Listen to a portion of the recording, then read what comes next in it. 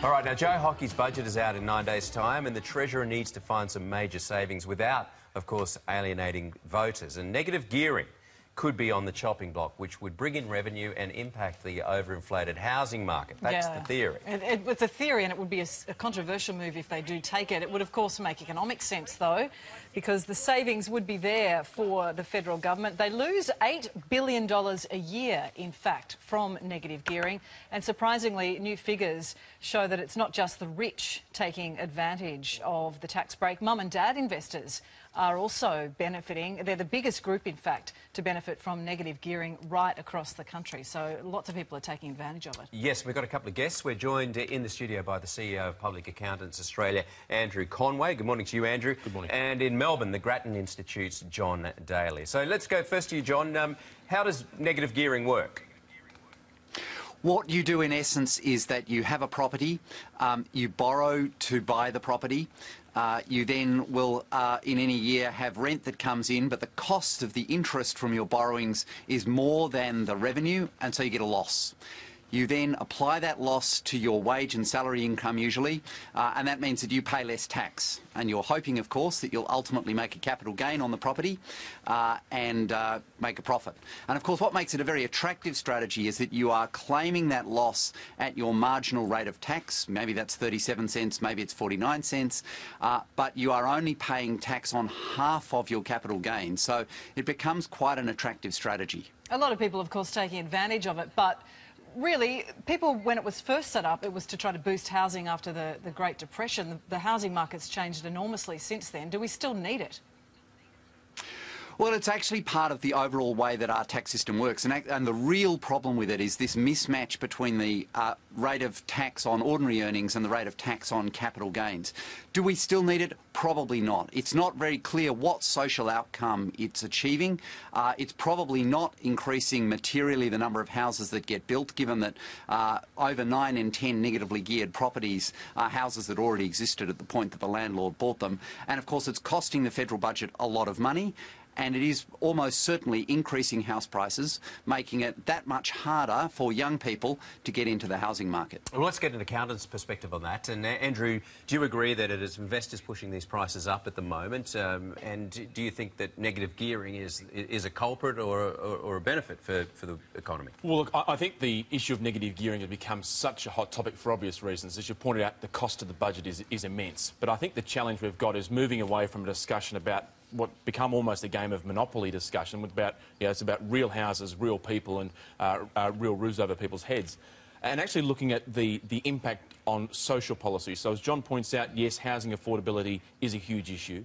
To your question, Cam, yes, investors are involved in the market. You take those investors out of the market, they'll be replaced by somebody else at an auction in terms of the process. So I'm not all that convinced on the upside of abolishing negative gearing, but there are a number of other options as well. I guess what's interesting here is these news figures that have been released this week, basically showing it's not just the super rich, because a lot of us assume that that's the people involved, but it's actually the mum and dad investors. I mean, that's heaps of us taking advantage of the negative gearing. Yeah, look, there are large numbers, hundreds of thousands of Australians who take benefit in this tax provision. Now, it's worth pointing out, as you say, the ATO figures say the vast majority of people who benefit from negative gearing provisions are on incomes of less than 80,000. But the income tax deduction does increase on a scale because, of course, as your income increases, your tax increases, you get a deduction, that tax falls. And it does look bad when someone is doing this on a $10 million property as opposed to a $500,000 property. Yeah, look, absolutely, there's no question. But I think what we've got to look at here is negative gearing is not a specific provision of the tax system. It's actually a standard part of the tax system. It's an allowable deduction. You're allowed to claim a deduction for an expense incurred in earning assessable income. So it's a pretty standard process of our tax system. So it's not just a particular negative gearing provision that we have in our tax system. Let's break down the suburbs too across the country where it is actually being utilised most. In Western Australia first, there's Geraldton, there's Broome, Carnarvon, Exmouth, Port Hedland. In the Northern Territory, Darwin and Palmerston. When you head across to the ACT, the suburbs, Canberra itself, Woden and Tuggeranong. In New South Wales, interesting breakdown, Berowra, Cherrybrook, Thornlea, Castle Hill, Mount Colah. In Victoria, there's Dandenong North, Mulgrave and Wheelers Hill. And in Queensland, some of the suburbs include Gladstone, Bundaberg, North and South Burnett. And John, these are traditional blue-collar neighbourhoods. They're not where you would see the traditional super rich. Well, that's right. And in fact, there's about 1.2 million Australians on the latest numbers that we've got who negatively gear a property.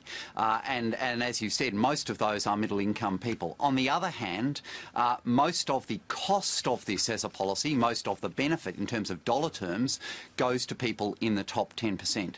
And of course, if the justification for this, if the best justification we can come up for this policy is, well, look, it helps some people with middle incomes, I think that's a very poor justification. If we're really trying to help people on middle incomes, far better to reduce the marginal tax rates for everybody in those middle incomes rather than create this particular tax possibility for those people who happen to go and buy houses.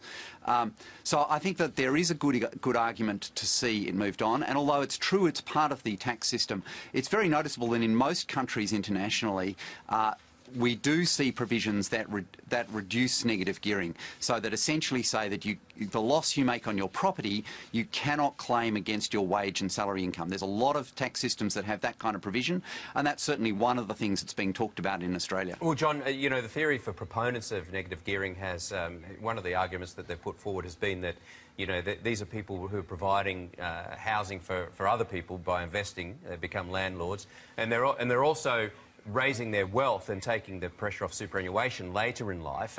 Do you disagree with that argument? And what would the picture of the future look like if you were running the show?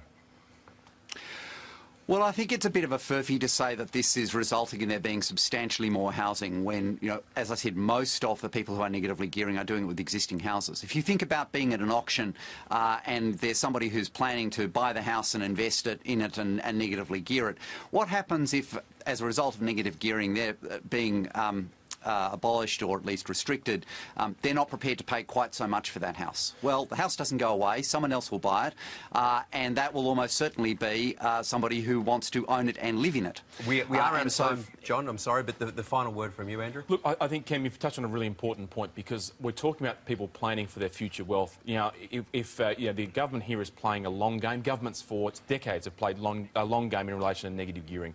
You secure the wealth now to plan for your future and avoid the future the drawdown on government revenues into the future. So it's a big issue, big social policy issue. It's not just about housing, rental prices, about accumulating wealth to take the pressure off the government in the longer term. Yeah, and I don't think we're going to see the government touch this at all in the upcoming budget. It's a Big fair crazy bet. brave. Yeah, absolutely. Yeah. Thank you, Andrew. Thank you very much.